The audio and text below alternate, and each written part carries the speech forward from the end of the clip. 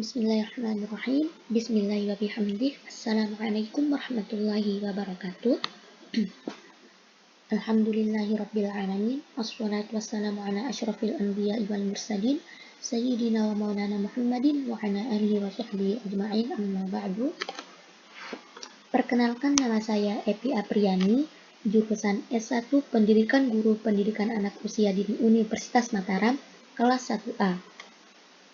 Di sini saya akan sedikit menjelaskan tentang konsep perkembangan anak usia dini.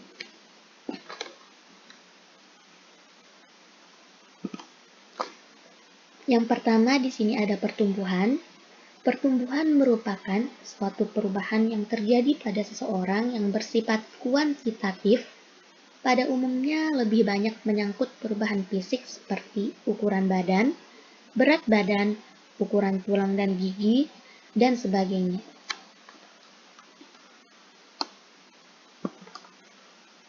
Kemudian selanjutnya adalah perkembangan.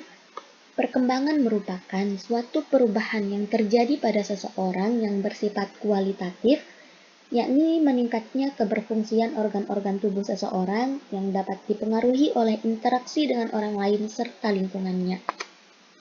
Sebagai contoh dalam perkembangan ini adalah perkembangan bahasa yang terjadi pada seseorang yang dapat dipengaruhi oleh interaksi dengan orang lain dan lingkungan sekitarnya. Nah, berdasarkan paparan mengenai pengertian dari pertumbuhan dan perkembangan tadi, dapat disimpulkan bahwa pertumbuhan dan perkembangan adalah suatu perubahan yang terjadi pada seseorang. Dan singkatnya dapat dibedakan bahwa pertumbuhan merupakan perubahan yang bersifat kuantitatif atau yang nampak pada seseorang berupa perubahan fisik. Kemudian perkembangan adalah perubahan yang bersifat kualitatif yang berupa peningkatan kualitas seseorang dalam aspek-aspek perkembangan seperti aspek bahasa, moral, kognitif, fisik motorik, sosial emosional, dan perkembangan seni pada seseorang.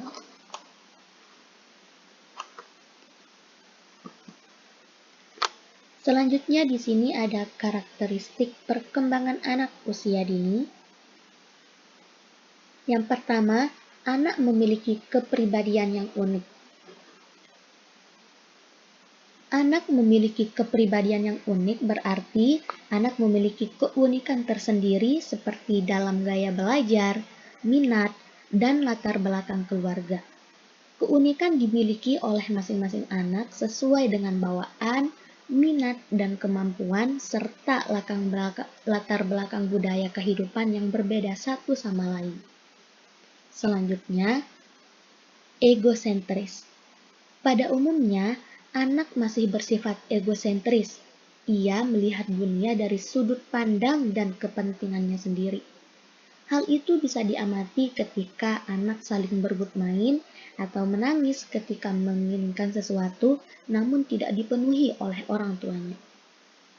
Kemudian yang ketiga, anak memiliki rasa ingin tahu yang tinggi.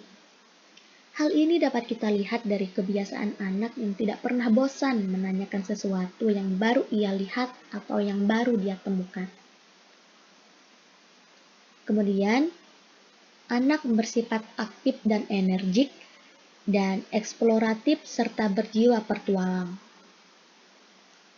Berdasarkan karakternya bahwa anak-anak lebih aktif dan energik, hal itu juga dapat menjadi pengaruh kepada karakter anak, yakni selalu ingin mengeksplor lingkungan sekitarnya.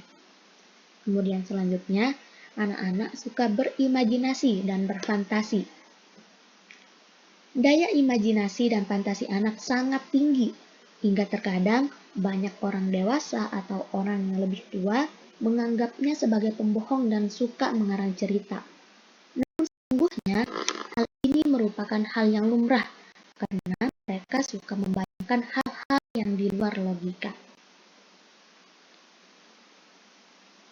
Kemudian selanjutnya atau yang terakhir, anak-anak memiliki daya fokus yang pendek. Pada umumnya, anak lebih sulit untuk berkonsentrasi. Ia selalu cepat mengalihkan perhatiannya dari kegiatan yang satu kepada kegiatan yang lainnya, kecuali kegiatan tersebut sangat menyenangkan dirinya. Adapun di sini faktor-faktor yang dapat mempengaruhi perkembangan anak usia dini secara umum, yang pertama ada bawaan atau keturunan. Pengaruh bawaan atau keturunan bagi perkembangan seseorang lebih dominan kepada perkembangan dari segi biologisnya seperti warna rambut, warna kulit, dan tingkah laku. Kemudian faktor yang dapat mempengaruhi perkembangan anak selanjutnya adalah karena kondisi lingkungan. Lingkungan merupakan salah satu yang paling berpengaruh dalam perkembangan anak karena di dalam lingkungan terdapat interaksi antar sesama yang dapat membantu perkembangan anak, baik untuk perkembangan bahasa dan sosialnya.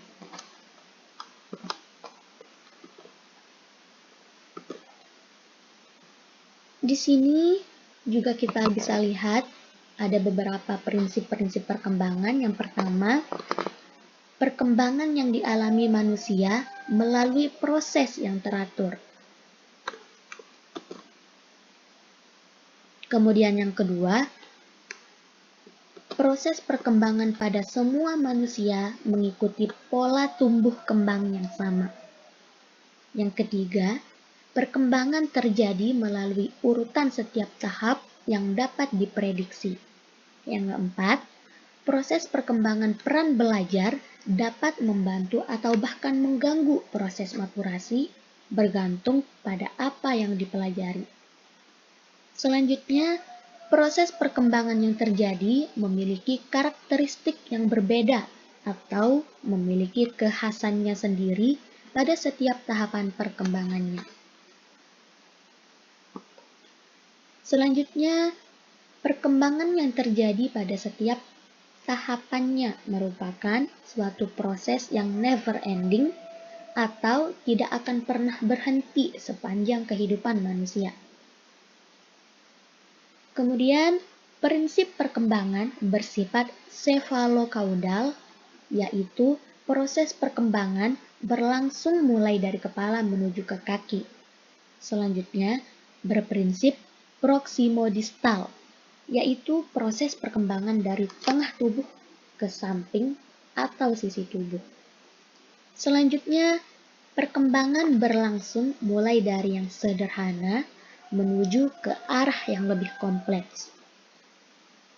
Perkembangan terjadi secara diferensiasi, kemudian selama proses perkembangan ada masa-masa kritis, dan terakhir, kecepatan tumbuh kembang tidak sama pada setiap fase perkembangan.